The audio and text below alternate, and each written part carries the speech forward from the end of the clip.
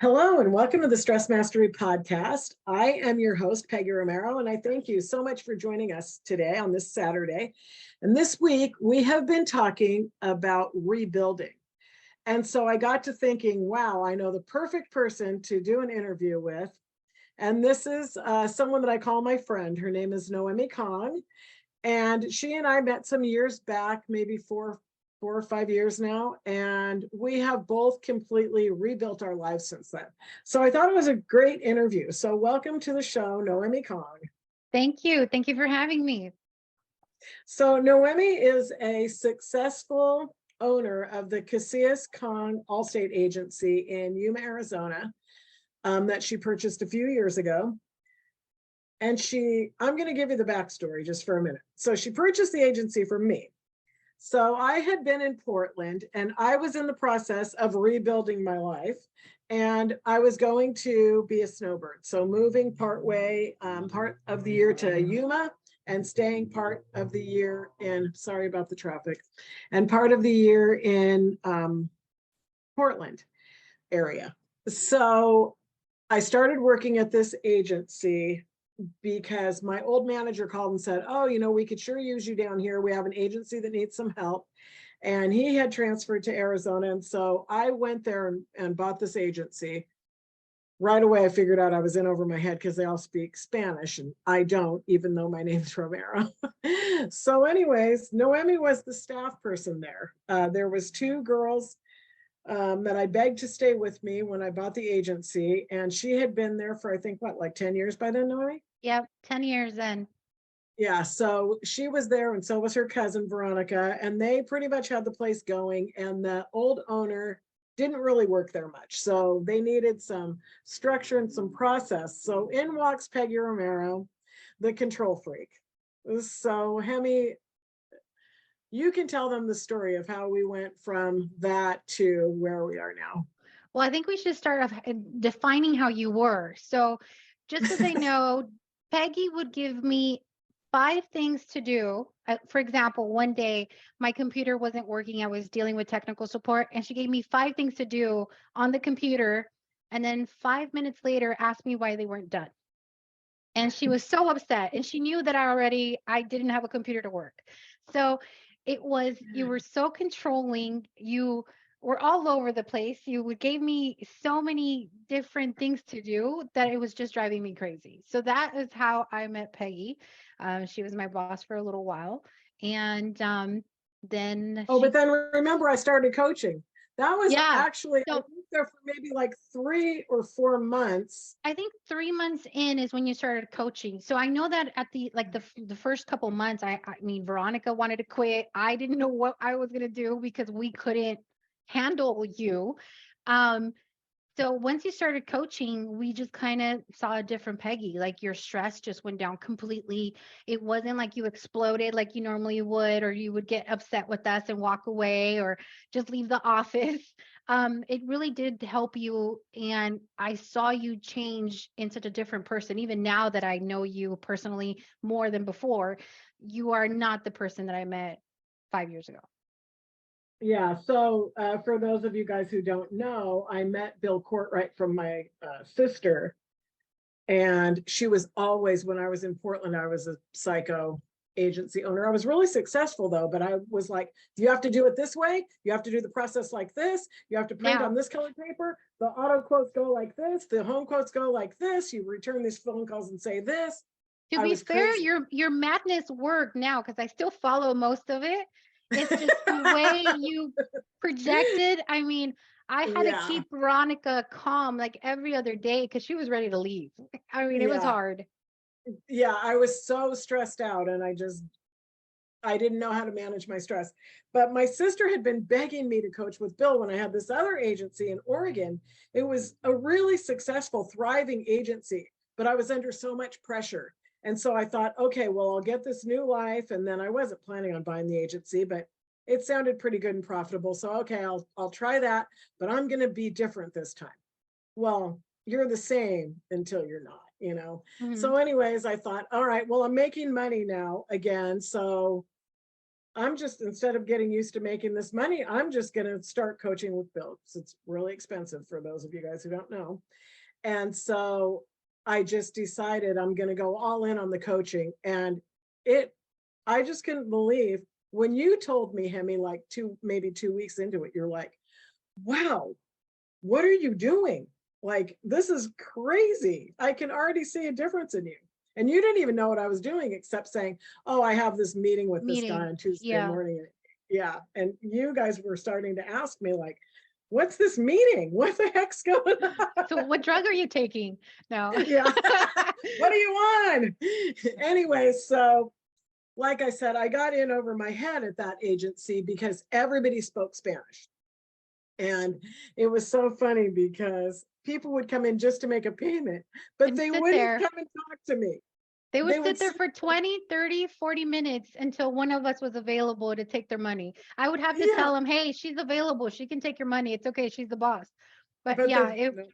they wouldn't. Yeah, and then the other thing was, I mean, control freak or not, when you own an agency or any business, you have to know what's going on in your business. And I Hmm. absolutely did not know what was going on. I didn't even know if you guys knew like the agency rules, like the laws of, like, because I didn't Yeah. know what you were saying to anyone. Did Yeah. you just tell them, oh, it's okay if you add a car that you don't own? Like, I had no idea what was going Yeah. on. So I was really stressed out, but getting better through my coaching and listening to the podcast and stuff. So anyway, so after how long? Maybe 10 months. Well, no, you told me you were going to retire in 5 years and then give us the opportunity to buy it. And it was 5 months, maybe 4 months, I swear, that you told me, hey, no, I'm changing my mind. I think you should apply for it. And that's when I was stressed out. I really didn't think it was going to happen. I, that was so far from me to think I would even be a business owner. I mean, never in my mind. I mean, I would have to say that my parents, raised me to be a hard worker and work for your money, but they were content with what they were doing. They were content living paycheck to paycheck. So And tell them your background about so being first generation here and everything. so my parents are from Guadalajara, Jalisco. So my dad immigrated, I think, when he was 12, and he started working in Salinas. That's when he started working in the fields. And my mom also was born and raised in Guadalajara.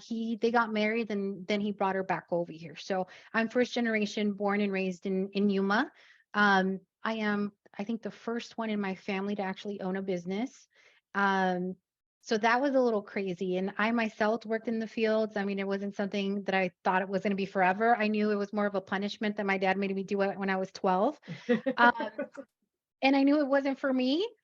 So Maybe not a punishment. Maybe he just wanted you to know what hard work was like, yeah, and that's what I think when you came along, it wasn't that I didn't think I could be a boss, because I felt like I was a leader to some degree. I just Mhm. never thought my job would be more of a manager job, not be the boss itself. Like, never in a million years thought that would be something achievable for me. I mean, my husband makes really good money. He's a computer technician. I just thought, that was my role, and that's it.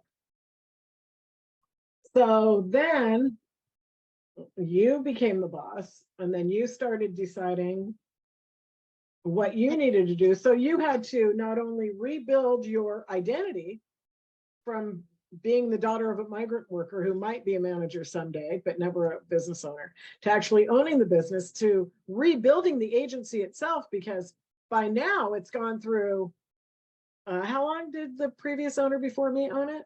15.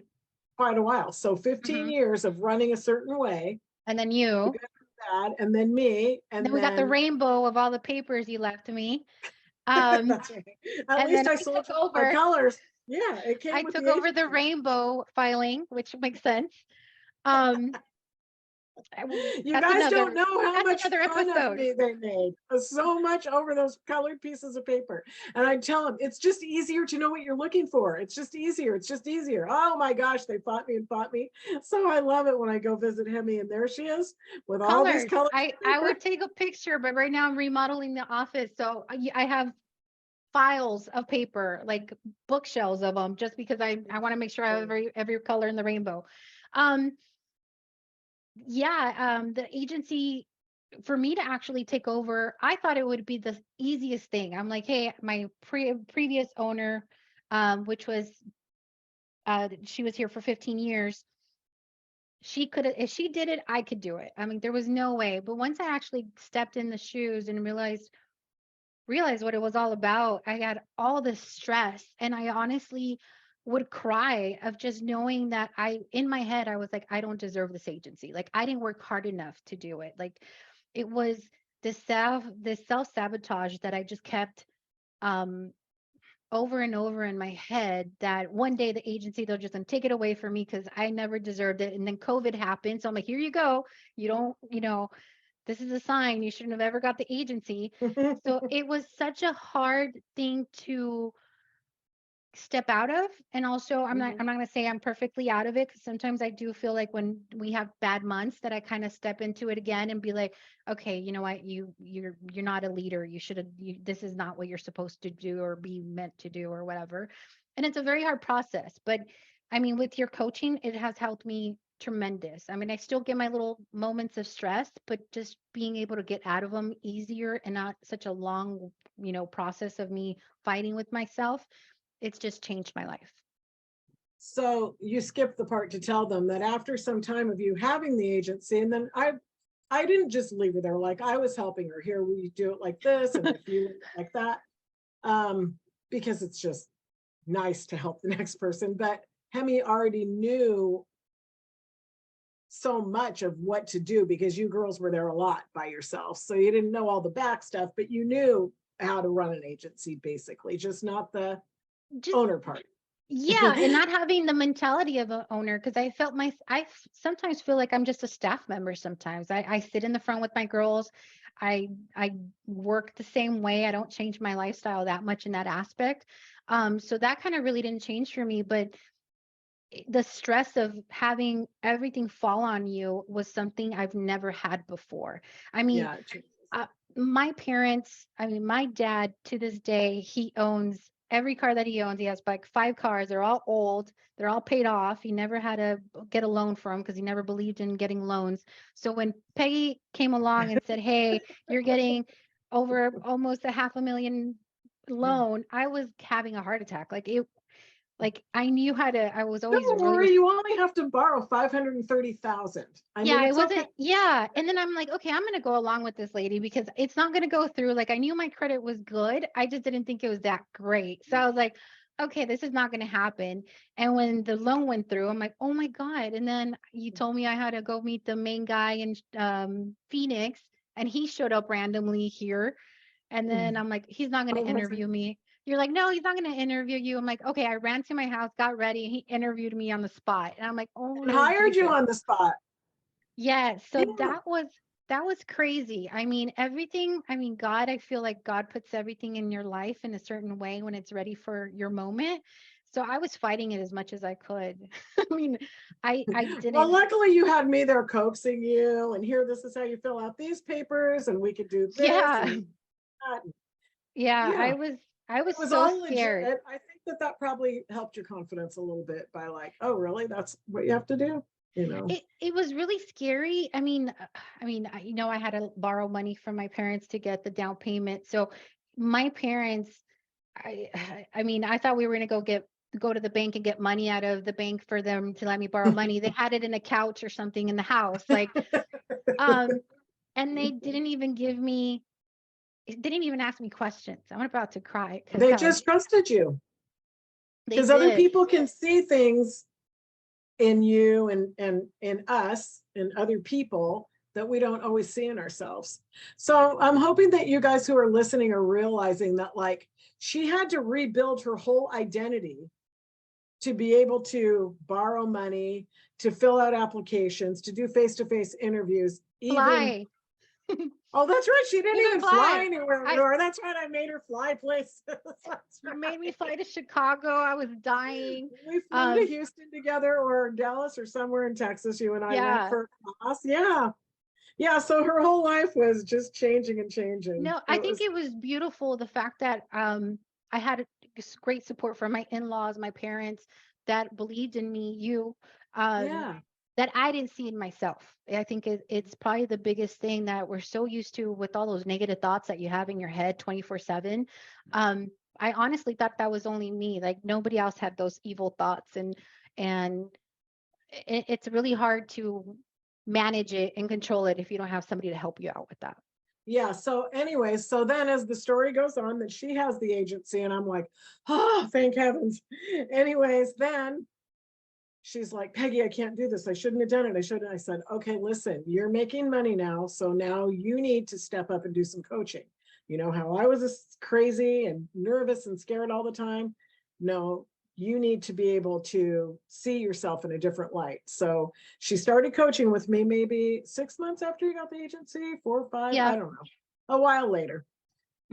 So then she started coaching and going through it and taking it really seriously and trying to realize rebuilding, right?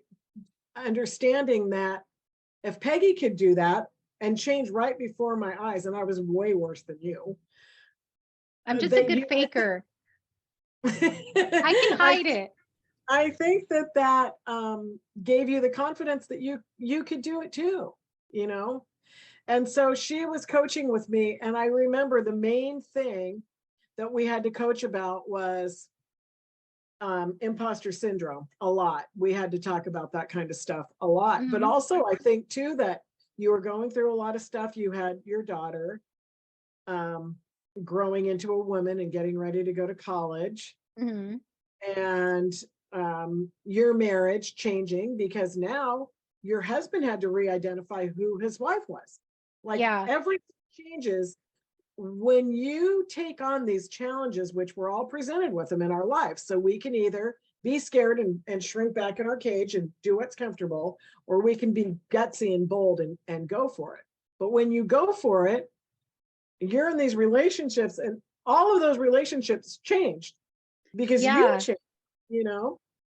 So I think that if you want to, you could talk about that a little bit, about how you've had to rebuild the relationships because you're not like, I mean, I'm not trying to be personal, too personal or more to make you uncomfortable, but like Hmm. before your husband was like, hey, I'm the breadwinner, I'm this, I got you, you need me, you're my wife, you get home. Or I'm not saying that's how he Yeah. was, but we have, I mean, we have, we have a traditional like Hispanic. I mean, he's Chinese, but we do have that traditional role that, he's a breadwinner, I'm home or whatever, even though I've always yeah, worked. So it did change a lot. Like we were struggling, me and him. Um, he didn't know who I was because I was getting more independent. I mean, I still needed him, I still do, but of it course, was it's your just husband. different. Yeah, it was so much different. Like now I had more responsibilities here. Um, I mean, I You're not couldn't go. off right at 5 o'clock and not thinking about work anymore. I know that for sure. Yeah, exactly. And then go home, cook dinner, clean the house, all of that. Everything changed, and I was changing, but they weren't allowing me to change. Like I felt like my daughter and my husband both needed me in the same way, and I wasn't making anybody happy, is how I felt. Like my whole life.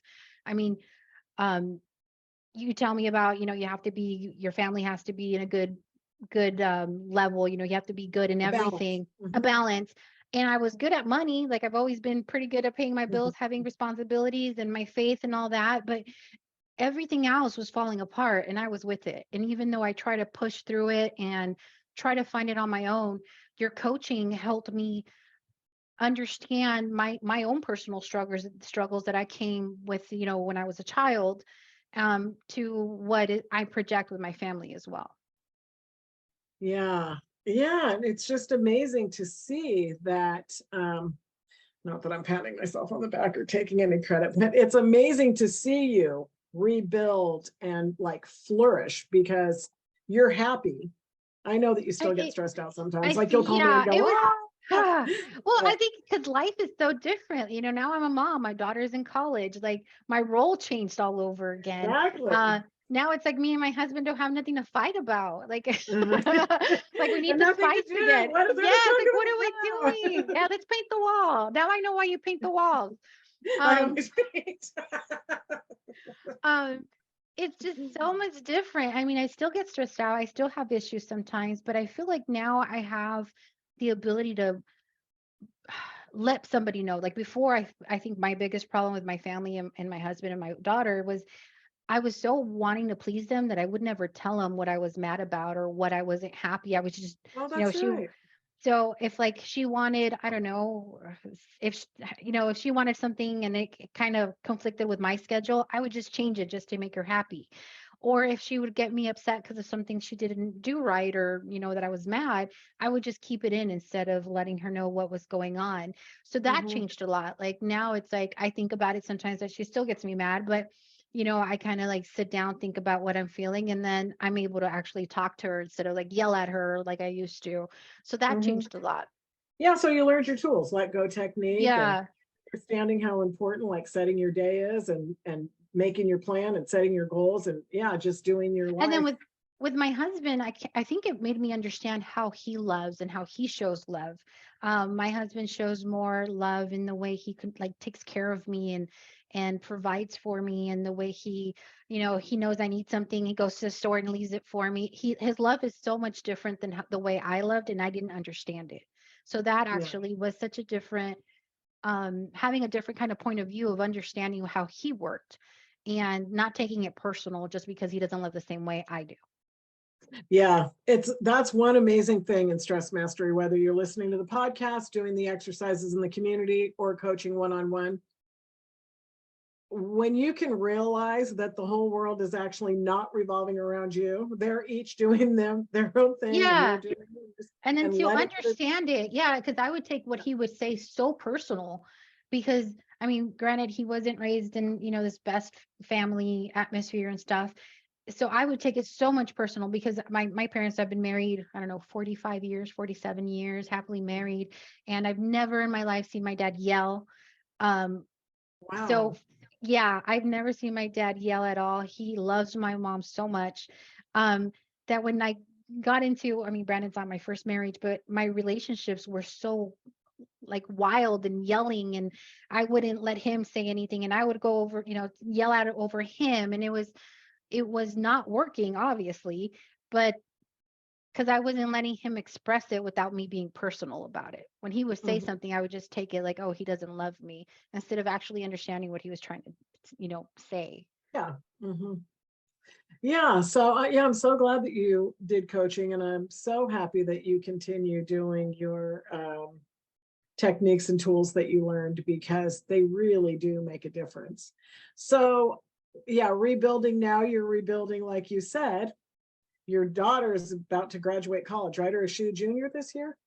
This is her first year, so she's a freshman this year. She's done. She's doing finals this week, but yeah, that was a So total she's a change. sophomore this year. Sophomore this year. Yeah. So that change was devastating for me because she's my only child. I mean, I do have a stepdaughter, which I love, but it's, I was with her mostly every day. We have a really Hmm. close Really relationship. close. Yeah, we're really, really close.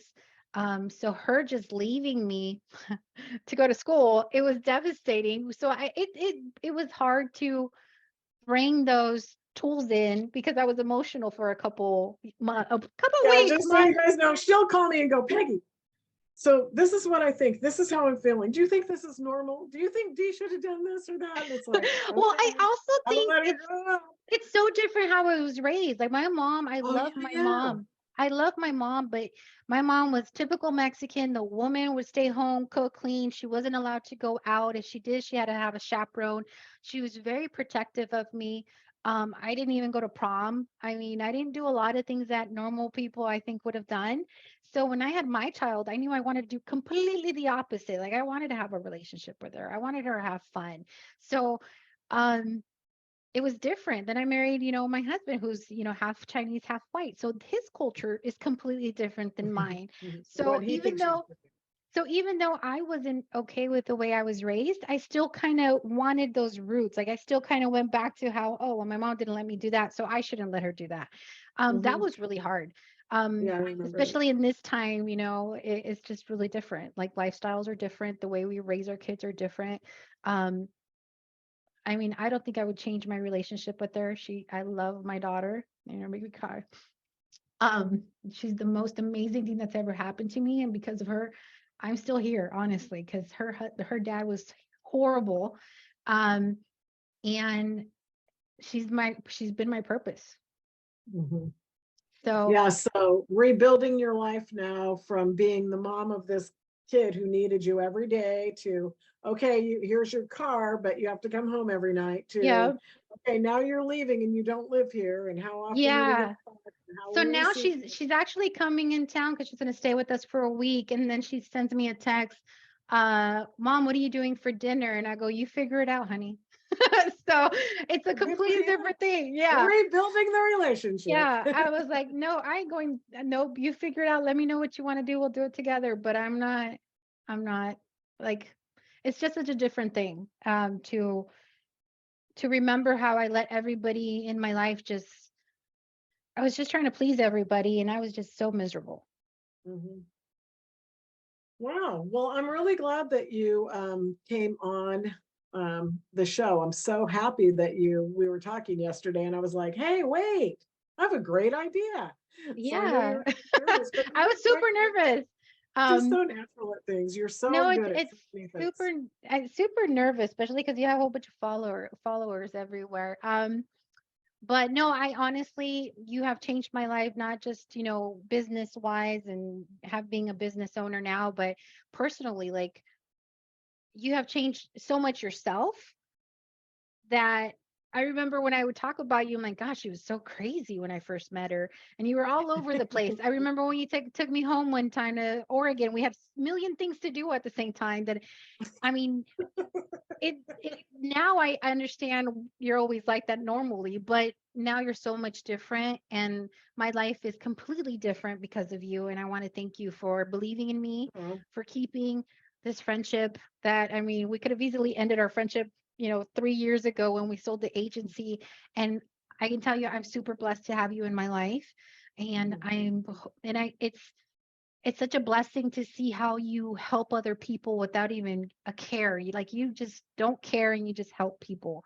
And that's really hard to find, not only in a business wise, because it's really hard, especially here in Yuma. You already know how hard it is to have friends here in business, but you just showed me a different lifestyle and a different friendship that I never had before. Oh gosh, thank you. I wasn't expecting you to say that. All right. Well, thank you for coming on the show. And you guys, that's it for today's podcast. I thank you so much for joining us today. Remember, our mission here is to create a shift in the planet, and you can join us on the mission by simply like, share, and subscribe. The links are right below in the show notes. As always, stay inspired.